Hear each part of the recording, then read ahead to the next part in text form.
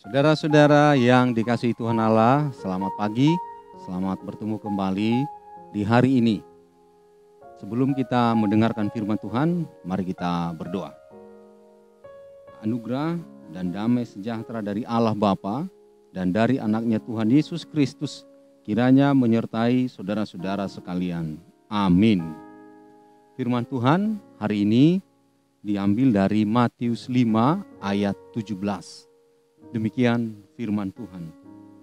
Janganlah mengira bahwa aku datang untuk melenyapkan hukum Taurat atau kitab para nabi. Aku datang bukan untuk melenyapkannya, melainkan untuk menggenapinya. Demikian firman Tuhan. Topik renungan kita, Yesus menggenapi hukum Taurat. Saudara-saudara yang terkasih, Tuhan Yesus datang ke dunia ini bukan untuk melenyapkan hukum Taurat atau kitab para nabi. Itu sangat jelas. Dia justru untuk menggenapinya. Yesus sendiri mengatakan hal itu.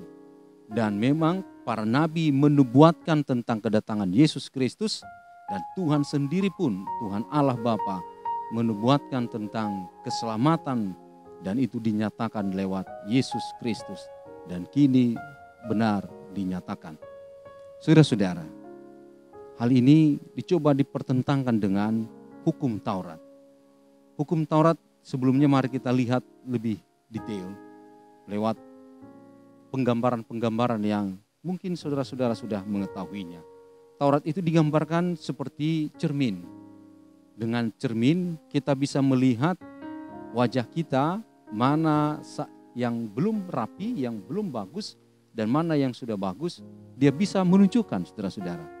Tapi cermin itu tidak bisa membenarkan mana yang tidak bagus.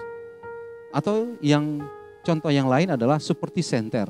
Saat mati lampu, maka senter bisa menunjuk jalan, mana yang rusak, misalnya skringnya atau ada yang korslet, bisa dia tunjuk jalan dan lihat ini yang rusak, tetapi kita sendirilah yang harus memperbaikinya.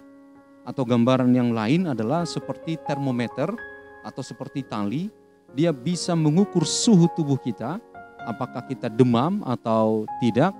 Dan ketika demam, kita tidak bisa disembuhkan oleh termometer, kita harus minum obat. Saudara-saudara, seperti itulah hukum Taurat itu. Dia hanya bisa menunjukkan mana yang salah dan yang benar, menunjukkan jalan, menunjukkan hal apa yang harus kita lakukan, pedoman-pedoman sebagai pedoman-pedoman hidup, atau sebagai tembok agar kita terhindar dari binatang buas, dan ini akan menjaga kita dari kesesatan yang dibuat oleh si iblis. Saudara-saudara yang dikasihi Tuhan Allah, semuanya hanya sebagai penunjuk jalan, sebagai pedoman, tetapi untuk menyembuhkan, untuk memulihkan, dan untuk menyelamatkan kita hanyalah melalui Yesus Kristus. Dialah obatnya, dialah satu-satunya yang bisa memberikan kepada kita kebenaran itu. Saudara-saudara, melalui darah Yesus kita beroleh pembenaran. Pengorbanannya di kayu salib menjadi bukti dia menggenapi hukum Taurat agar kita yang tidak benar, yang seharusnya mati karena dosa-dosa kita, maka kita beroleh pembenaran dan keselamatan. Sekarang, jika ditanya, apakah gunanya lagi hukum Taurat itu? Tetap berguna, saudara-saudara. Kita yang sudah diselamatkan, maka Taurat ini menjadi pedoman dan petunjuk untuk kita sebagai anak-anak Tuhan. Maka anak-anak Tuhan akan melakukan Taurat ini. Tapi ingat, bukan Taurat itu yang menyelamatkan, tetapi Tuhan Yesus Kristus. Taurat itu hanyalah sebagai pedoman dan petunjuk, cermin buat kita. Saudara-saudara yang terkasih, dari teks ini kita dapat aplikasikan bahwa kita tidak beroleh keselamatan dari usaha dan perbuatan kita, dari amal baik kita, tetapi dari kasih dan anugerah Tuhan Yesus Kristus melalui iman kita kepada Yesus Kristus. Tetapi yang kedua, seturut dengan itu, Kita bukan meniadakan hukum Taurat. Justru hukum Taurat akan membuat kita mengetahui manakah jalan dan kebenaran yang dari Tuhan Allah. Dia sebagai penuntun buat kita. Dan yang terakhir, saudara-saudara yang dikasih Tuhan, karena kasih Kristus dan dialah satu-satunya penggenapan yang dibuat oleh Tuhan Allah. Dialah anak domba Allah yang dipersembahkan sebagai persembahan sejati untuk pengampunan dosa-dosa kita. Dialah perantara kita kepada Tuhan Allah yang akan membela kita dan membenarkan kita dalam iman pada saat penghukuman. Tuhan Allah sudah menggenapi semuanya dan Dia sudah berada di sorga. Semua kuasa di sorga dan di bumi ini sudah diletakkan di bawah kakinya.